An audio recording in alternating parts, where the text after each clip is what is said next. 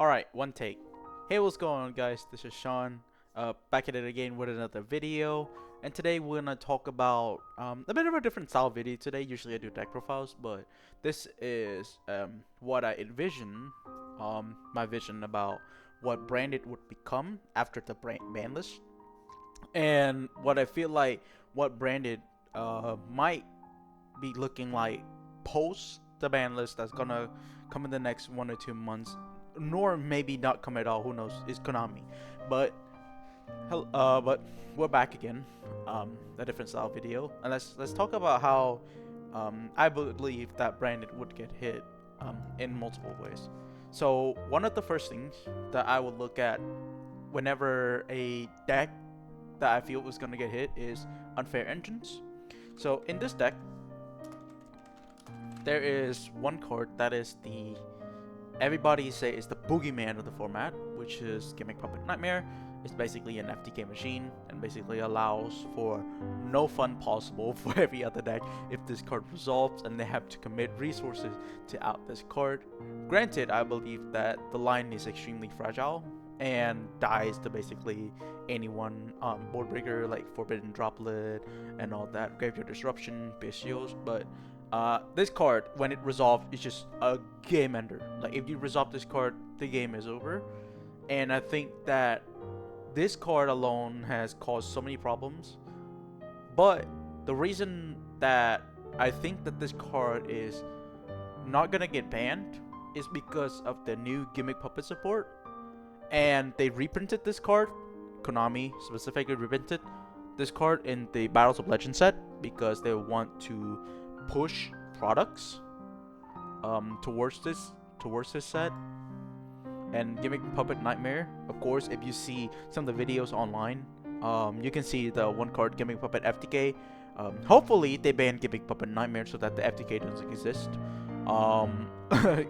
with this having this on the board. But I think that this card will dodge the ban list somehow, some way, and the card will be hit is Sanctifier. So let's talk about Sanctifier, because this card enables so many degenerate things that Branded is enabled right now. So basically Branded, it turns the Branded strategy from a very free-flowing interactive play during your opponent's turn kind of deck, even though it still is.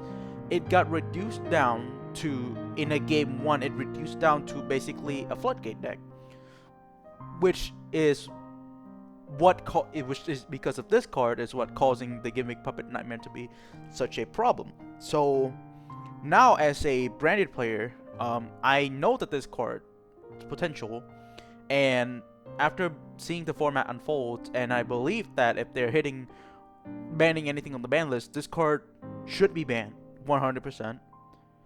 Now, what if, let's say, assuming that they ban Sanctifier, what's gonna happen to Branded post that ban list? So here I'm going to envision to you guys what I feel like, what I would see post ban list. So it's just a typical standard Branded list, as you can see. But I feel like that now that Albion is out of the picture, that means all the locks that Branded can do, aka Ra lock, Ra Disciple lock, Ido lock, DD Orthos lock. If you guys don't know, DD Orthos is Gimmick Puppet, but it's not for fiends. If you guys know. And then there's Gimmick Puppet lock as well.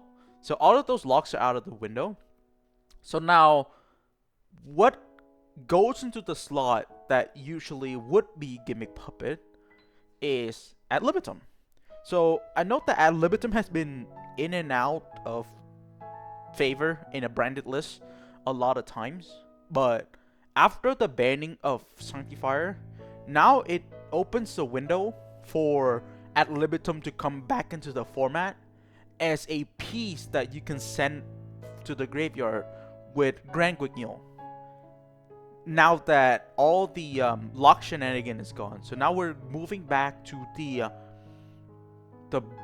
Branded that is before Syac form, if you get what I mean. So before Syac, but the addition of Quem allows Branded to play through way more stuff and set up way more negate, not particularly negates, but maybe way more interaction as well. So that slot could be ad libitum, that slot could be Dragoon, that slot could be multiple other factors that come into play. Also, with the inclusion of ad libitum, Branded in Red becomes significantly stronger as another way to loop Mirror Jade for as much as possible, because usually Mirror Jade, if you read this card is a non-targeting banish any monster on the field, period, and is not a hard once per turn. So in theory, in this deck, realistically, you could loop up to 3 times Mirror Jade in a single turn with the existence of ad libitum and Quem. Now that the Gimmick Puppet lock is out and you don't invest all your resources into that one line, now this becomes extremely stronger, because the 3 loops include Mirror Jade itself, the 1 banish itself from Mirror Jade, we have the 1 reborn from ad libitum when you use Branded in Red, and we have Quem. When a card leaves the extra deck, you basically bring back Mirror Jade from the graveyard. So basically you use Cartesia as another piece in the field, fuse the Mirror Jade away for another piece of fusion, and then you can use that Quem to bring back the Mirror Jade from the graveyard. So it's another way to basically push through boards and allows Mirror Jade to become such an important disruption piece that you basically end up with 8 to 9 points of interaction in your opponent's turn for completely free. And now with that out of the way, we are fully expecting the banning of Sanctifier Dragon, but Branded will be completely fine. Now let's talk about Nadir Servant. So a lot of people think that Nadir Servant is what reads on Nadir Servant is Gimmick Puppet, and that's not wrong. But in Branded specifically, I think Nadir Servant post Gimmick Puppet is still pretty good, because it still reads Branded Fusion on it. Because Nadir Servant can set you up for Branded in Red, it can still set you up Quem Cartesia, it can still set you up for multiple forms of disruptions, gets you a free draw because you can send Garura for Maximus, which is card advantages. It can still basically set up for multiple boards, as well as further plays to play past the Ash Blossom, because the first purpose of Nadir Servant in itself is to play through the Ash Blossom. And remember, this deck has a huge weakness against Ash Blossom, ashing the Branded Fusion. So I think that Nadir Servant is still a worthy engine to play in pure, like just regular Branded Despia, along with triple tactic thrust and its combo pieces. And then moving on up to the post banlist, where they hit in a theoretically where they hit Sanctifier. I think Nadir Servant still holds that value in terms of giving you the extra piece to push through boards as well. Also, one other thing is that the banning of Sanctifier will free up an extra deck slot for you. So you can play in this slot, you can realistically play anything that's synergized with the strategy or the path that you're going into. Either an extra super poly target in Draco Quest, or here I don't play Lulu, but with the Nadir Servant and the banning of Albion Sanctifier, I would play Lulu a little, just because of how good this card is in the graveyard, because it brings out one of the girls in the deck, which is absolutely ridiculous, and it helps you with basically to play through a billion board state as well, because now you have another target for Grand Guignol to tag out into Lulu or Lilith, or you can tag out into like Coridas, whatever you need to. So that extra deck slot actually helps Branded in terms of put in more technical pieces rather than like an FTK machine in Sanctifier that creates a lot of mayhem. And now let's talk about thrust. So I envision like this card post-banlist is gonna stay the same in terms of like what it can supply branded, but the existence of this card, I think, should not be underestimated. So the Black Goat Laughs. In this format specifically, especially post-banlist, I think this card is really strong. My personal opinion on like how Konami would perceivably hit Snake Eye is by hitting Snake Eye Ash the 1, and that's the only Snake Eye hit that I could imagine that they would do. Maybe banning Zealantis, but most likely they're gonna hit Snake Eye Ash the 1 so that it hurts the consistency of the deck but not kill the deck completely. So maybe Snake Eye will still stay around in that next format.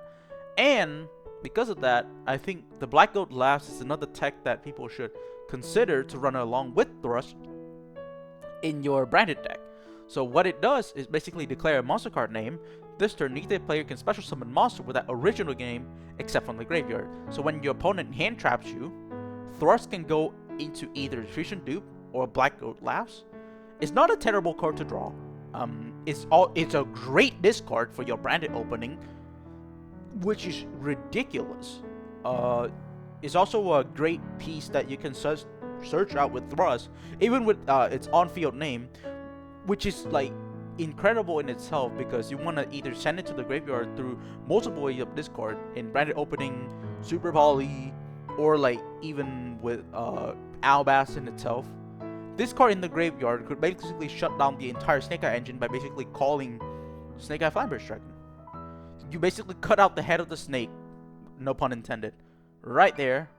And this card also rewards you in terms of knowing what to hit in each deck. It rewards you for the knowledge of the format, and by having this card in the deck, it also helps you to play, basically call like the important choke points, and your opponent cannot do anything with that specific choke point. So basically, send it to the grave through multiple ways in branded. Banishes from grave, call Snake Eye Flamberge Dragon. You can call Lovely Lady of the Labyrinth.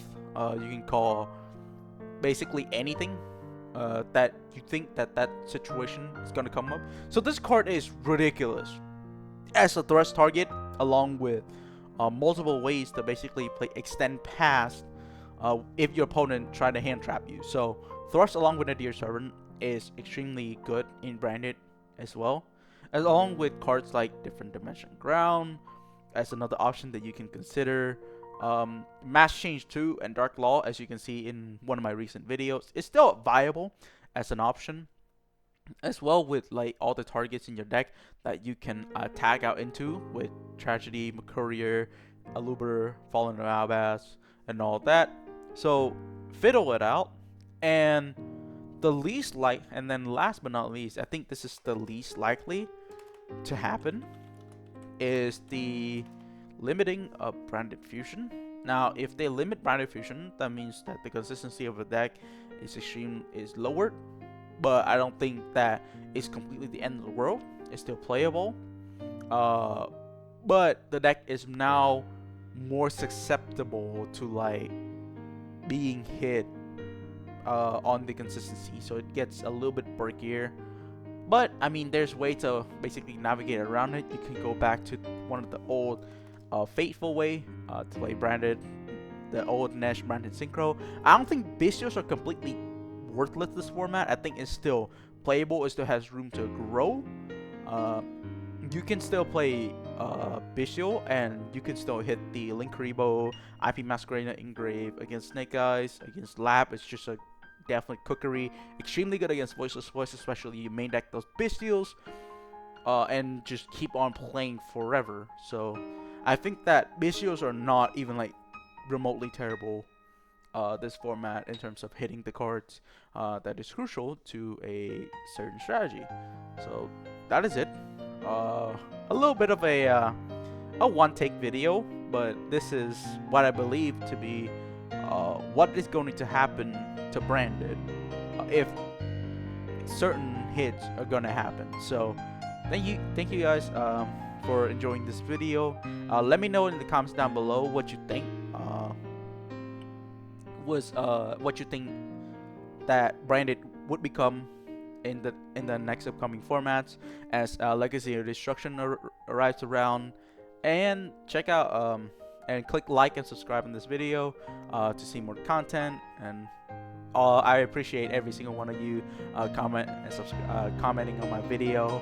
I love to see all of you guys sharing your views and thoughts about this deck. And I'll see you guys next time. Peace.